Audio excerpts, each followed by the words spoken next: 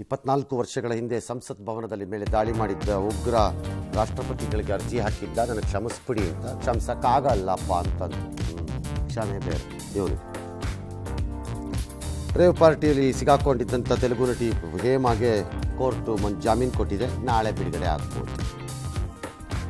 ವಾಲ್ಮೀಕಿ ನಿಗಮದ ಗೋಲ್ಮಾಲ್ ಪ್ರಕರಣದಲ್ಲಿ ಇಬ್ಬರು ಆರೋಪಿಗಳು ಹೈದರಾಬಾದ್ನಲ್ಲಿ ಎಸ್ಐಟಿನಲ್ಲಿ ಸಿಗಾಕೊಂಡಿದ್ದಾರೆ. 18 ಕೋಟಿ ನಗದು, 14 kg ಚೀನಾ ಸಿಕ್ಕಿದೆಯಂತೆ. ಇಬ್ಬರನ್ನ ಆಡ್ಕೊಡಿದಪ್ಪ. ಕಸ್ಟಡಿ ಫಸ್ಟಡಿ ಎಲ್ಲ ಕತೆ ಬಿಡ್ರಪ್ಪ. ಕಾಸೆಲ್ಲೋಯ್ತು, ತಿಂದವ್ರು ಯಾರು ಹೇಳ್ರಪ್ಪ ಅಂತಂದರೆ ಬರೀ ಕಸ್ಟಡಿ ತೋರಿಸ್ತಾರೆ. ಕಾಸು ಹೇಳಿ ಅವನು ತಿಂದವನು. ಗ್ರಾಮ ಪಂಚಾಯತ್ ವಾಟರ್ ಮ್ಯಾನ್ ಮೇಲೆ ಹಲ್ಲೆ ಮಾಡಿದ ಆರೋಪದ ಮೇಲೆ ಕುಣಿಗಲ್ ಡಿವೈಎಸ್ಪಿ ಸೇರಿ 4 ಅಧಿಕಾರಿಗಳ ವಿರುದ್ಧ ಕೋರ್ಟ್ ಆದೇಶದ ಮೇರೆಗೆ FIR ದಾಖಲಿಸಲಾಗಿದೆ. ಅದೇನೋ ಕರ್ಕೊಂಡೋಗಿ ಠಾಣೆಯಲ್ಲಿ ಹೊಡೆದ್ರು ಅಂತ. ಯಾಕೆ ಅವ್ರು ವಾಟರ್ ಮ್ಯಾನ್ಗೆ ಯಾಕೆ ಹೊಡಿಬೇಕು? ಮಂಗಳೂರು ಚಾಕು ಇರಿತ ಪ್ರಕರಣದಲ್ಲಿ ಪೊಲೀಸರು 7 ಆರೋಪಿ ಬಂಧಿಸಿದ್ದಾರೆ. ಈ ಮಧ್ಯೆ ಆಸ್ಪತ್ರೆಯಲ್ಲಿ ಚಿಕಿತ್ಸೆ ಪಡೆದ ಗಾಯಗಳನ್ನು ವಿಪಕ್ಷ ನಾಯಕ ಅಶೋಕ್ ವಿಚಾರಿಸಿದ್ದಾರೆ. ರಾಜ್ಯ ಸರ್ಕಾರದ ವಿರುದ್ಧ ವಾಗ್ದಾಳಿ ನಡೆಸ್ತಾ ಇರಿ, ಹೇಳ್ತೀನಿ ವಾಗ್ದಾಳಿನ. ಅವ್ರು ಹೊಡಿತಾ ಇರ್ರಿ.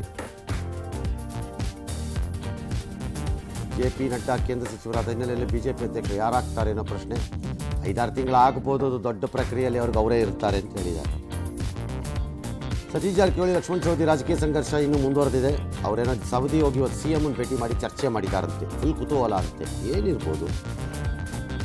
ರಾಜ್ಯದ ವಿವಿಧೆಡೆ ಮುಂಗಾರು ಅಬ್ಬರಿಸಿದೆ. ಆಳಂದ ತಾಲೂಕಿನಲ್ಲಿ ಹಳ್ಳಕೊಳ್ಳ ಎಲ್ಲ ತುಂಬಿದೆ. ಯಾದಗಿರಿ ಜಿಲ್ಲೆ ಮಳೆಯಾಗಿದೆ. ನಾರಾಯಣಪುರ ಡ್ಯಾಮ್ಗೆ 15 ದಿನಕ್ಕೆ 6 TMC ನೀರು ಬಂದಿದೆ. ಇನ್ನು ನಿಧನರಾದ ಖ್ಯಾತ ಸರೋದ್ವಾದಕ ರಾಜೀವ್ ತಾರನಾಥ್ ಅವರ ಅಂತ್ಯಕ್ರಿಯೆ ಇವತ್ತು ಸಕಲ ಸರ್ಕಾರಿ ಗೌರವದೊಂದಿಗೆ ಮೈಸೂರಿನಲ್ಲಿ ನಡೆದಿದೆ. ಲಕ್ನೋ ಡೆಹ್ರಾಡೂನ್ ವಂದೇ ಭಾರತಿನಲ್ಲಿ ಜನ ಕಿಕ್ಕಿರಿದು ತುಂಬಿರೋ ಫೋಟೋನ ಯಾರೋ ವೈರಲ್ ಮಾಡಿದ್ದಾರೆ. ಅದಕ್ಕೆ ರೈಲ್ವೆ ಇಲಾಖೆ ಹೇಳಿದೆ, ದಯವಿಟ್ಟು ಇದನ್ನು ಹಂಚ್ಕೋಬೇಡಿ. ಇದು ಯಾವುದೋ ಹಳೇದನ್ನು ತೆಗೆದು ಈಗ ಮತ್ತೆ ಏನೋ ಹೊಸದು ಅನ್ನೋ ಥರ ಬಿಡ್ತಿದ್ದಾರೆ ಅಂತ.